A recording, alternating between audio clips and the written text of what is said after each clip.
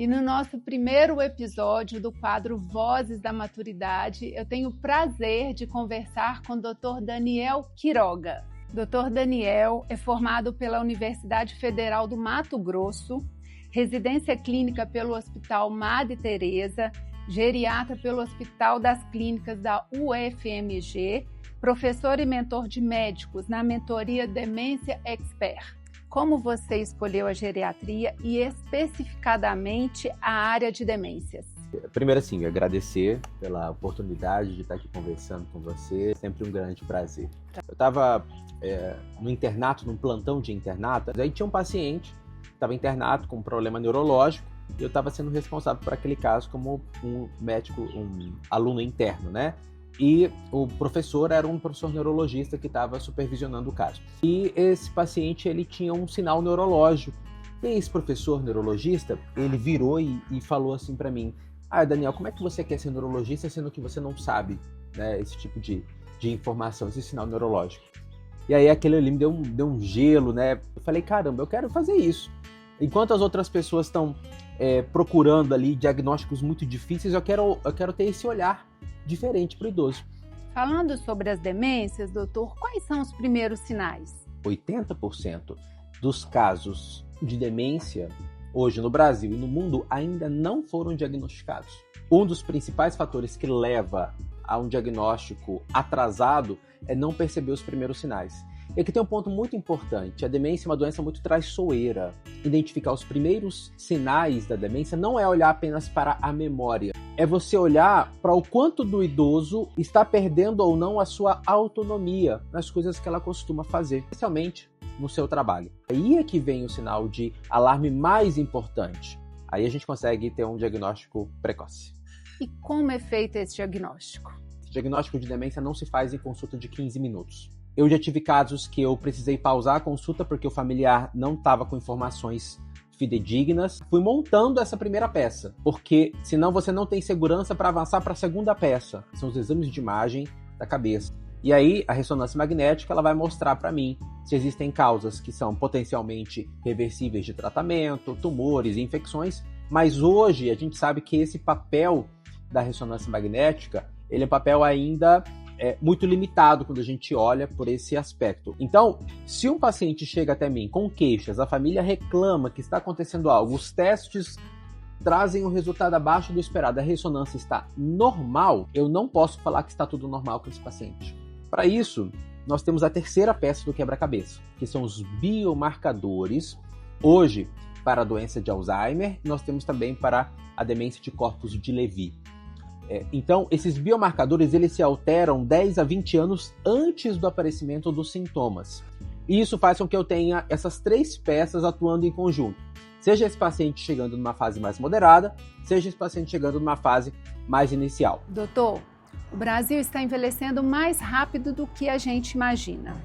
O sistema de saúde está preparado para a epidemia da demência que vem por aí?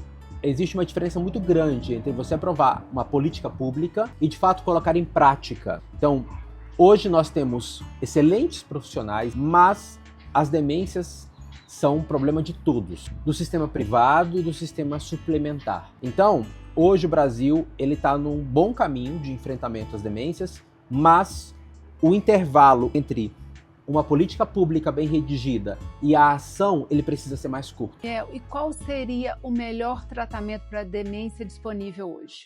O primeiro pilar é o acompanhamento médico de excelência. O segundo pilar é a estimulação cognitiva / terapia ocupacional. O terceiro pilar é a otimização nutricional. E o quarto pilar são os exercícios físicos. Isso é baseado em estudos que viu que a prevenção não vem de uma medicação só, é um conjunto de medidas que juntas vão fazer com que a demência evolua de maneira mais lenta. Essas novas medicações para a doença de Alzheimer, por exemplo, elas realmente são eficazes, doutor? Quando você me pergunta se essas novas medicações, como lecanemab e donanemab, elas são eficazes, eu preciso te levar à reflexão do que seria eficácia. Para a maior parte das famílias, estaria recuperar a memória, parar a evolução da doença, até para os pacientes. Então, quando a gente pergunta para os pacientes, isso é que eles consideram como eficaz. E ali, em terceiro, quarto lugar, está desacelerar a doença. A eficácia dessas novas medicações está em desacelerar o processo de evolução da doença de Alzheimer. É isso. E isso nós vamos ver ao longo de 18 a 36 meses. E não é amanhã que ele vai estar melhor, que ele vai ter algum sinal de melhora. Só que nos estudos é mostrado que depois de 18 a 36 meses, os pacientes que utilizam essas medicações, e alguns estudos mostram uma permanência no mesmo estágio, ou seja, um atraso de 6 a 8 meses de evolução da doença. Então, 6 a 8 meses parece pouco, mas para quem tem muito para viver, é muita coisa. Quais os sinais que uma família precisa de considerar um residencial sênior? O familiar não quer passar a impressão de que ele está sendo descuidado.